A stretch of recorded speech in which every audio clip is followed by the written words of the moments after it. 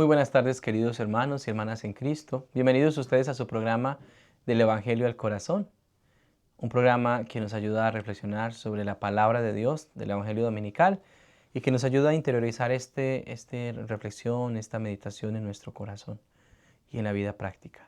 Está con ustedes el Padre John Mario García, de aquí de la parroquia de Santa María en Oakridge. Sean todos bienvenidos. Vamos a ponernos en las manos de Dios en este momento. En nombre del Padre, y del Hijo, y del Espíritu Santo. Amén. Señor Jesús, te damos gracias porque nos reúnes una vez más para escuchar tu palabra. Señor, tú nos pones frente a ella. Ayúdanos a acercarnos con reverencia, con atención, con humildad. Envíanos tu Santo Espíritu para que podamos recibirla con verdad, con sencillez, y así ella transforme nuestras vidas. Que tu palabra amorosa penetre en nosotros como espada, para que nuestro corazón abierto, como el de la Santísima Virgen María, Madre tuya y Madre nuestra, escuche y guarde este precioso tesoro. Y así como en ella la palabra se hizo carne, también en nosotros esta palabra tuya se transforme en buenas obras, según tu voluntad. Amén. Contemplamos en este día especial el Evangelio de San Mateo, capítulo 26, versículos del 14 al 27 y el 66. En aquel tiempo uno de los 12, llamado Judas Iscariote, fue a ver a los sumos sacerdotes y les dijo: ¿cuánto me dan si les entrego a Jesús? Y ellos quedaron en darle 30 monedas de plata, y desde ese momento andaban buscando una oportunidad para entregarlo. El primer día de la fiesta de los panes ácimos, los discípulos se acercaron a Jesús y le preguntaron: ¿dónde quieres que te preparemos la cena de Pascua? Él respondió: vayan a la ciudad, a la casa de fulano, y díganle: el maestro dice, mi hora está ya cerca, voy a celebrar la Pascua con mis discípulos en su casa. Ellos hicieron lo que Jesús les había ordenado y prepararon la cena de la Pascua. Al atardecer se sentó a la mesa con los 12 y mientras cenaban, les dijo: yo les aseguro que uno de ustedes me va a entregar. Ellos se pusieron muy tristes y comenzaron a preguntarle uno por uno: ¿acaso soy yo, Señor? Él respondió: el que moja su pan en el mismo plato que yo, ese va a entregarme. Porque el Hijo del Hombre va a morir, como está escrito de él, pero ay de aquel por quien el Hijo del Hombre va a ser entregado. Más le valiera a ese hombre no haber nacido. Entonces preguntó Judas, el que lo iba a entregar: ¿acaso soy yo, maestro? Jesús le respondió: tú lo has dicho. Durante la cena Jesús tomó un pan y pronunciando la bendición lo partió y lo dio a sus discípulos diciendo: tomen y coman, este es mi cuerpo. Luego tomó en sus manos una copa de vino y pronunciada la acción de gracias, la pasó a sus discípulos diciendo: beban todos de ella, porque esta es mi sangre, sangre de la nueva alianza, que será derramada por todos para el perdón de los pecados. Les digo que yo no beberé más del fruto de la vid hasta el día en que beba con ustedes el vino nuevo en el reino de mi Padre. Después de haber cantado el himno, salieron hacia el monte de los olivos. Entonces Jesús les dijo: todos ustedes se van a escandalizar de mí esta noche, porque está escrito: heriré al pastor y se dispersarán las ovejas del rebaño. Pero después de que yo resucite, iré delante de ustedes a Galilea. Y entonces Pedro le replicó: aunque todos se escandalicen de ti, yo nunca me escandalizaré. Jesús le dijo: yo te aseguro que esta misma noche, antes de que el gallo cante, me habrás negado 3 veces. Pedro le replicó: aunque tenga que morir contigo, no te negaré. Y lo mismo dijeron los discípulos. Entonces fue con ellos a un lugar llamado Getsemaní y dijo a los discípulos: quédense aquí mientras voy yo a orar. Más allá, se llevó consigo a Pedro y a los 2 hijos de Zebedeo y comenzó a sentir tristeza y angustia. Entonces les dijo: mi alma está llena de una tristeza mortal. Quédense aquí y velen conmigo.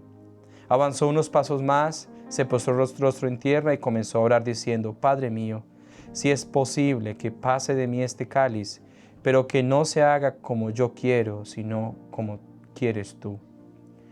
Volvió entonces a donde estaban los discípulos y los encontró dormidos. Dijo a Pedro: ¿no han podido velar conmigo ni una hora?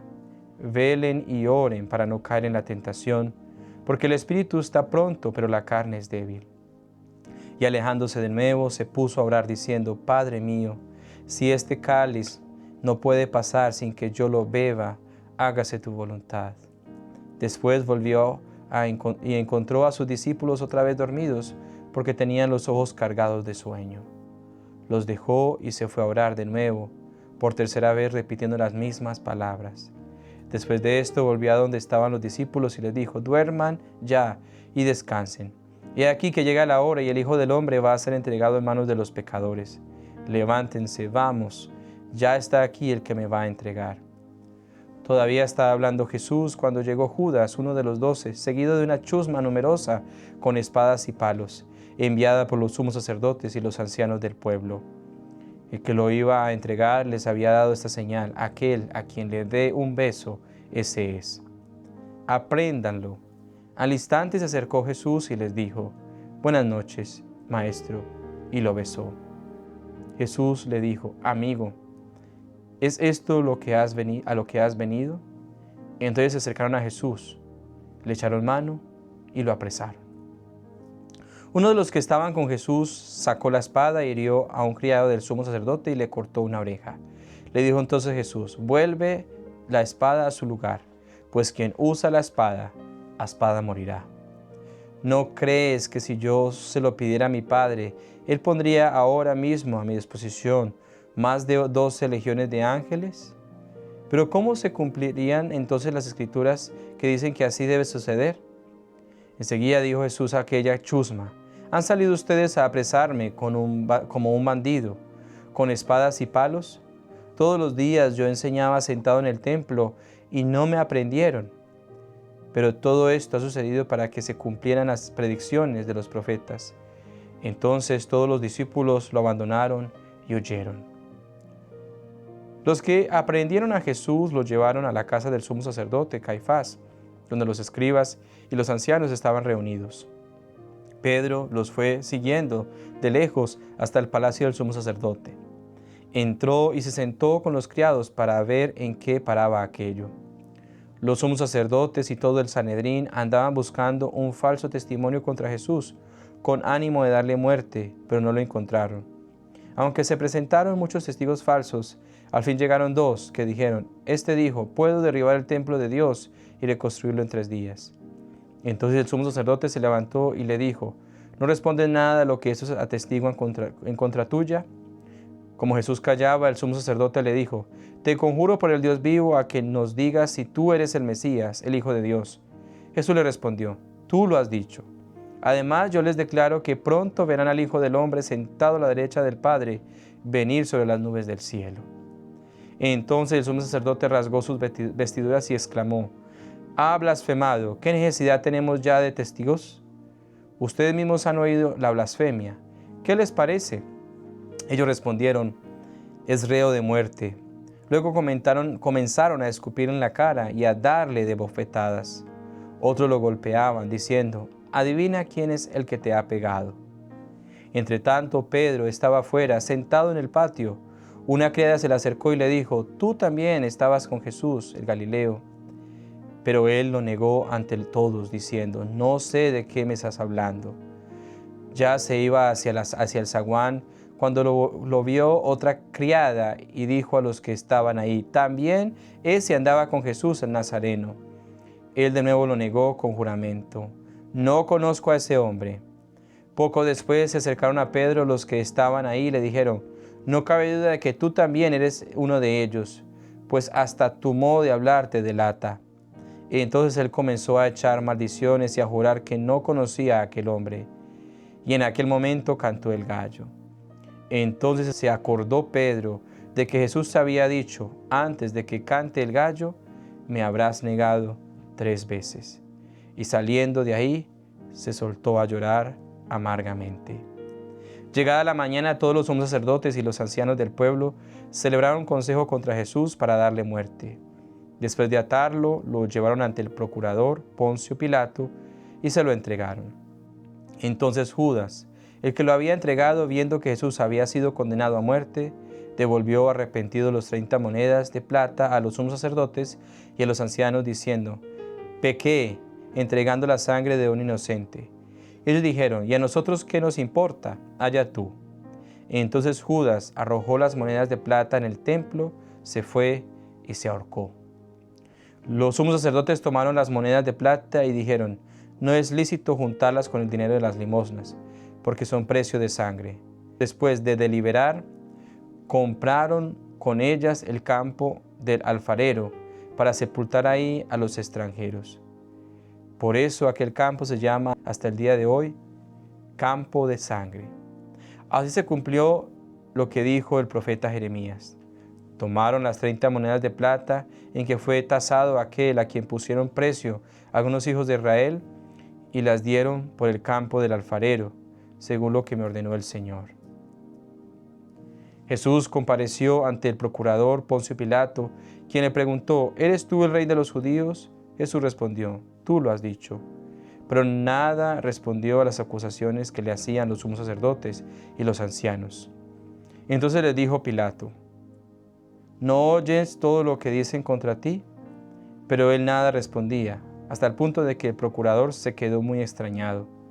Con ocasión de la fiesta de la Pascua, el procurador solía conceder a la multitud la libertad del preso que quisieran.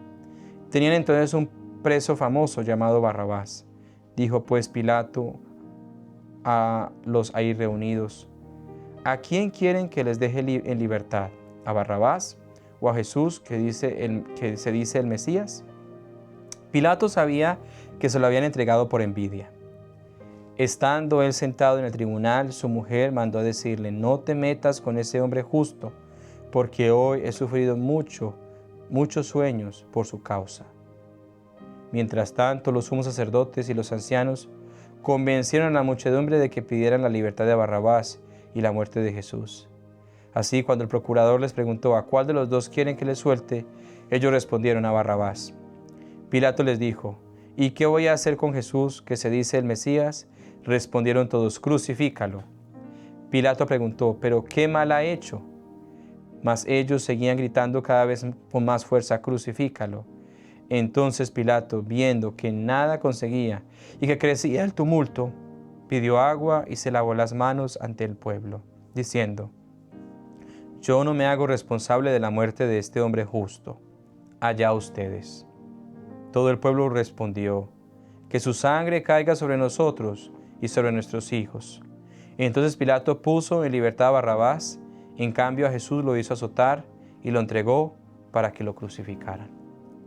Los soldados del procurador llevaron a Jesús al pretorio y reunieron alrededor de él a todo el batallón. Lo desnudaron, le echaron encima un manto de púrpura, trenzaron una corona de espinas y se la pusieron en su cabeza. Le pusieron una caña en su mano derecha y arrodillándose ante él se burlaban diciendo: viva el rey de los judíos, y le escupían. Luego, quitándole la caña, lo golpeaban con ella en la cabeza. Después de que se burlaron de él, le quitaron el manto, le pusieron sus ropas y lo llevaron a crucificar. Al salir encontraron a un hombre de Cirene llamado Simón y lo obligaron a llevar la cruz. Al llegar a un lugar llamado Gólgota, es decir, lugar de la calavera, le dieron a beber a Jesús vino mezclado con hiel. Él lo probó, pero no lo quiso beber. Los que lo crucificaron se repartieron sus vestidos, echando suertes, y se quedaron sentados ahí para custodiarlo.